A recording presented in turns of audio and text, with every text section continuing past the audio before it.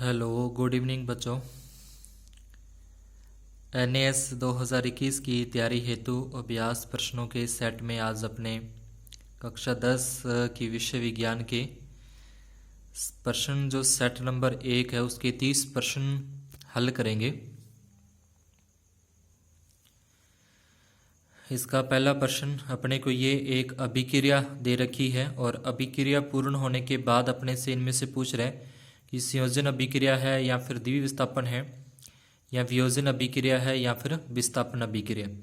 तो संयोजन अभिक्रिया के अंदर दो या दो से अधिक अभिकारक मिलकर एक नए उत्पाद का निर्माण करते हैं। तो यहाँ पे कोई नए उत्पाद का निर्माण तो नहीं हो रहा। उसके बाद द्विविस्थापन के अंदर आयनों का आदान प्रदान होता है, वो भी यहाँ पे आयन यानी कि प्लस माइनस के रूप में अपने को नहीं दिखा रखे। वियोजन अभिक्रिया होती है जिसमें एकल अभिकर्मक दो या दो से अधिक छोटे अभिकारकों में टूटता है, तो वो वियोजन अभिक्रिया होती है। विस्थापन अभिक्रिया जिसमें एक तत्व अपनी जगह से हटकर दूसरी जगह पे चला जाता है, विस्थापन अभिक्रिया। तो वही इसके अंदर हो रहा है कि एल्यूमिनियम या आयरन्स की जगह पे आ रहा है, तो एक दूसरे की जगह पे जब आते हैं तो वो विस्थापन अभिक्रिया होती है। तो इसलिए जो इसका जो सही ऑप्शन होगा वो अपना विस्थापन अभिक्रिया होगा।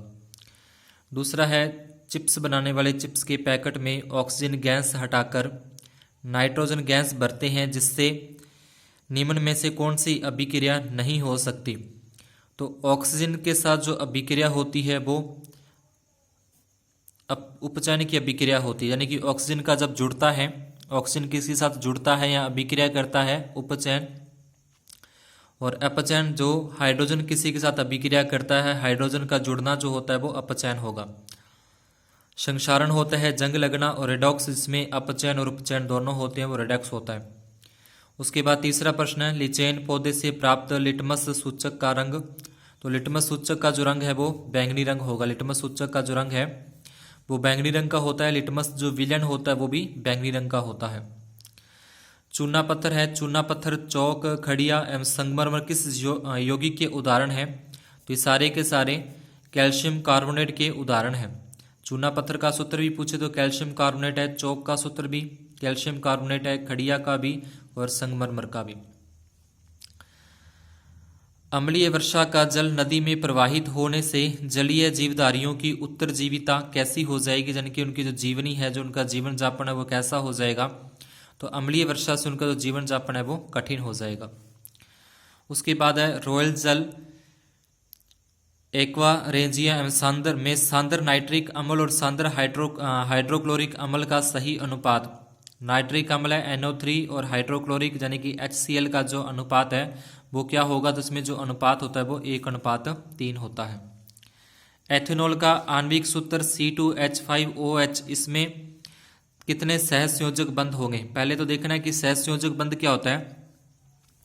जो इलेक्ट्रॉनों का आपस में साझा करते हैं, आपस में साझेदारी करते हैं इलेक्ट्रॉनों की, तो उसको बोलते हैं सहसंयोजक बंध। तो अब इसमें कितने सहसंयोजक बंध होंगे। तो इसमें देखें कार्बन है, जो कार्बन 2 है, और कार्बन की जो संयोजकता होती है, कार्बन की संयोजकता 4 पूरी करनी होती है।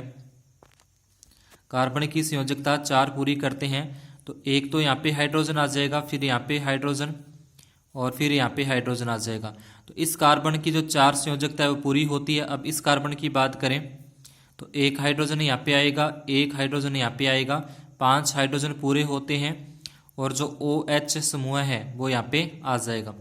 तो 1 2 3 4 और 5 यानी कि 5 सहसंयोजक बंध जो कार्बन है वो हाइड्रोजन के साथ इलेक्ट्रॉनों का साझा करता है। इलेक्ट्रॉनों को 4 संयोजकता पूरी करनी होती है, तो ये एक एक इलेक्ट्रॉन इनसे साझा कर लेता है, और कार्बन से एक एक इलेक्ट्रॉन हाइड्रोजन को अपनी संयोजकता पूरी करने के लिए साझा करते हैं। तो इसमें आ जाएगा 5 सहसंयोजक आबंध। उसके बाद है किसके उपयोग से दृष्टि तंत्रिका प्रभावित होती है, जिससे व्यक्ति अंधा हो जाता है। तो ये अपना आ जाएगा मेथेनॉल आ जाएगा। उसके बाद रुधिर का थक्का बनाने में कौन सी कोशिका सहायता करती है। तो रुधिर का थक्का बनाने के लिए जो प्लेट्स होती हैं, यानी कि प्लेट्स जो अपने अंदर होती हैं, वो जब कहीं पे चोट लगती है तो वो चोट की जगह पर वो आकर वहाँ पे रक्त का जो प्रवाह है उसको रोक देती है। तो ये आ जाएगा अपना प्लेटस।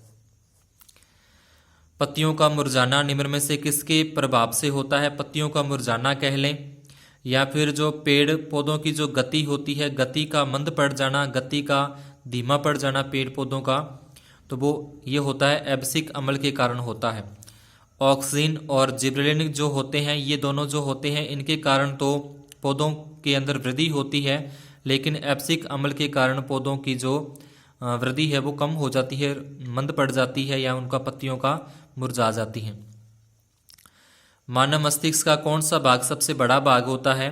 तो मानव मस्तिष्क का जो प्रमस्तिष्क है वो सबसे बड़ा भाग होता है। उभयलिंग पुष्प का उदाहरण है, तो उभयलिंग पुष्प का उदाहरण है सरसों। यदि किसी अवतल दर्पण की फोकस दूरी f तथा वक्रता त्रिज्या r हो तो जो फोकस दूरी होती है वो त्रिज्या की आधी होती है। दर्पण के अंदर जो फोकस दूरी होती है वो उसकी जो त्रिज्या है उसकी आधी होगी, तो आधी इसमें आ रही है, तो ये आ जाएगा। पौधे नाइट्रोजन किस रूप में प्राप्त करते हैं? पौधे नाइट्रोजन नाइट्रेट के रूप में प्राप्त करते हैं। पौधे जो नाइट्रोजन है वो नाइट्रेट के रूप में प्राप्त करते हैं। आमाशय की ग्रंथियों से अत्यधिक अम्लीय स्राव होने से क्या होगा? तो अम्लीय ज़्यादा अम्लीय निकलेगा ग्रंथियों से, तो श्लेष्मा का स्राव घट जाएगा और अल्सर हो जाएगा, दोनों ही आ जाएंगे इसमें। पौधे की जड़ें इनमें से कौन सी गति दर्शाती हैं? धनात्मक प्रकाश अनुवर्त है, ऋणात्मक है, धनात्मक गुरुत्वाकर्षण है, या फिर व्यय और सह दोनों है, तो इसमें आ जाएगा व्यय और सह दोनों आ जाएंगे। एक लेंस की क्षमता 5 डाईऑप्टर है। डाईऑप्टर लेंस की क्षमता का मात्रक, अगर पूछे कि लेंस की क्षमता का मात्रक, तो डाईऑप्टर होता है। इसकी फोकस दूरी क्या होगी? तो जो डायोप्टर है, क्षमता है, जो उसकी पावर है वो होती है P बराबर 1/F होती है। तो यहाँ पे अपने पास 1 और बटे में F का मान दे रखा है 5, ये मीटर में होती है, पर अपने को यहाँ पे सारे उत्तर सेंटीमीटर में दिए हैं। तो जब मीटर को अपने सेंटीमीटर में बदलेंगे तो 100 से गुणा की जाती है, 100 से गुणा करेंगे तो ये 20 5 100, यानी कि 20 सेंटीमीटर आ जाएगा। तो 20 सेंटीमीटर इसके अंदर आ रहा है। अब जो प्लस है वो उत्तल लेंस के लिए आता है और जो माइनस है वो अवतल लेंस के लिए आता है। जो ये जो लेंस दे रखा है वो अवतल लेंस की दे रखी है, जो माइनस के अंदर है। नीचे दिए गए ग्राफ द्वारा त्वरण का मान ज्ञात कीजिए। त्वरण वेग में परिवर्तन की दर जो होती है, त्वरण की परिभाषा वेग में परिवर्तन की दर त्वरण कहलाता है। तो यहाँ पे कितना वेग है? तो 5, 10 और 15, और जो परिवर्तन की दर है समय के अनुसार वो 10 है। तो 15 में 10 का भाग देंगे तो 1.5 मीटर प्रति सेकंड स्क्वायर आ जाएगा। तो इसमें आ जाएगा 1.5 मीटर पर सेकंड स्क्वायर। जब कोई वस्तु अनंत दूरी पर स्थित है तो उत्तल लेंस द्वारा उसका प्रतिबिंब बनता है। तो उत्तल लेंस जो प्रतिबिंब बनेगा वो फोकस पर बनेगा, F पर बनेगा। मेंडल ने मटर के पौधे पर अनुवांशिकता संबंधी प्रयोग किए। इनमें द्विसंकरण संकरण का F2PD में अनुपात बताना। तो F2PD के अंदर ये याद रखना है कि 9-3-3-1 होता है। उसके बाद है एक बेलनाकार चालक का प्रतिरोध 27 ओम है, इसे 3 बराबर भागों में बांटा। तो 27 को जब अपने 3 बराबर भागों में बांट देंगे तो 9-9 का आ जाएगा, यानी कि 9 ओम एक का हो जाएगा, फिर 9 ओम दूसरे का हो जाएगा, फिर 9 ओम तीसरे का। 3 बराबर भागों में बांटे, तीनों को भागों को समांतर क्रम में जोड़ना है। समांतर क्रम का मतलब होता है 1/r, यानी कि 1/r1 प्लस 1/r2 और प्लस में 1/r3, ये इसका सूत्र है। तो सूत्र में अगर अपने रखें तो ये आ जाएगा 1/r, यानी कि प्रतिरोध है, कुल प्रतिरोध 1/9, फिर प्लस दूसरे का भी 1/9 है, तीसरे का भी 1/9। इन 9 का लघुत्तम जो आएगा, लेस है जो आएगा वह 9, और जब नीचे वाली संख्या सेम है तो ऊपर वाली जुड़ जाएंगी, प्लस की है तो, यानी कि 1 और 1 2 और 1 3, तो ये हो जाएगा 3/9।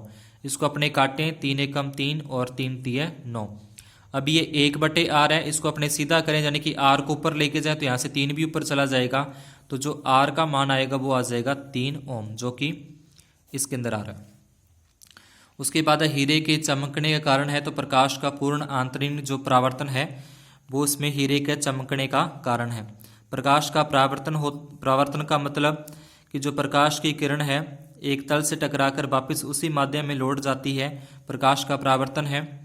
प्रकाश का अपवर्तन, यानी कि प्रकाश की किरण एक माध्यम से जब दूसरे माध्यम में प्रवेश करती है तो वह अभिलंब की ओर झुक जाती है, वो प्रकाश का अपवर्तन है।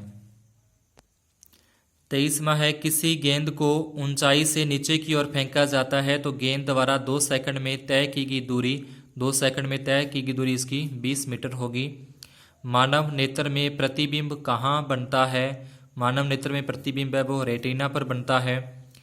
12 वोल्ट विभवांतर के दो बिंदुओं के बीच 3 कूलाम आवेश को ले जाने में किया गया कार्य, तो किया गया कार्य होता है V गुना में Q मतलब यहाँ पे आवेश है, B का मान है 12, Q का मान है 3, 12 तिये हो जाएगा 36 और कार्य का मात्रक जूल होता है, तो 12 तिये 36 जूल आ जाएगा इसका। गर्म जल प्राप्त करने के लिए हम सौर जल तत्व का उपयोग किस दिन नहीं कर सकते? सौर जल तत्व जो पानी गर्म करने के लिए सोलर लगाते हैं, तो उसका उपयोग कब नहीं कर सकते? जब बादल होते हैं, दिन के अंदर बादल होंगे तो वो सोलर है वो काम नहीं करेगा। निम्नलिखित में जीवाश्म ईंधन का उदाहरण है। जीवाश्म ईंधन यानी कि जो पेड़ पौधों के भूमि के अंदर दबने के बाद जो प्राप्त होता है, भूमि से जो अपने को प्राप्त होता है जीवाश्म ईंधन, तो वो कोयला है। सौर ऊर्जा अपने को सोलर से प्राप्त होती है, पवन ऊर्जा पवन चक्कियों से, ज्वारीय ऊर्जा जो समुद्र के अंदर जो तूफान वगैरह आते हैं, ज्वालामुखी आते हैं, उसके द्वारा जो ज्वारीय ऊर्जा चंद्रमा के गुरुत्वाकर्षण के कारण। निम्नलिखित में से आहार श्रृंखला का निर्माण करते हैं। आहार श्रृंखला यानी घास, बाजरा, केला, तो घास बाजरा पर डिपेंड नहीं होता, बाजरा यानी केले पर डिपेंड नहीं होता, तो इनमें कोई भी आपस में संबंध नहीं बनता। उसके बाद जो घास है, घास को बकरी खा जाती है और बकरी का जो उत्पादन होता है वो मानव द्वारा ग्रहण किया जाता है, जैसे दूध, मांस वगैरह, तो ये एक श्रृंखला बनती है। अब बकरी है, बकरी और गाय और ऊंट तीनों एक ही जाति के आ जाते हैं। घास, मछली, बकरी, अब ये तीनों एक दूसरे पे डिपेंड नहीं होते, तो सही जो अपना बनता है जो एक दूसरे पे डिपेंड होते हैं वो ब नंबर आ जाएगा, जो सही आहार श्रृंखला का निर्माण करते हैं। 29वां है मनुष्य में अपशिष्ट वायु निम्न में से कौन से मार्ग द्वारा बाहर निकलती है? यानी कि जो मानव के शरीर के अंदर जो वायु है वो कैसे बाहर आती है? तो सबसे पहले वो वायु कोष्टिका में आती है, उसके बाद श्वसनी में, उसके बाद श्वास नली में, उसके बाद ग्रसनी में और उसके बाद नसिका रंध्र से वो बाहर निकल जाएगी। 30वां है पर्यावरण को बचाने के लिए 5 प्रकार के आर, तो रिफ्यूज हो जाएगा, रिड्यूस हो जाएगा, रीयूज हो जाएगा, रीपर्पज हो जाएगा, रिसाइकल हो जाएगा।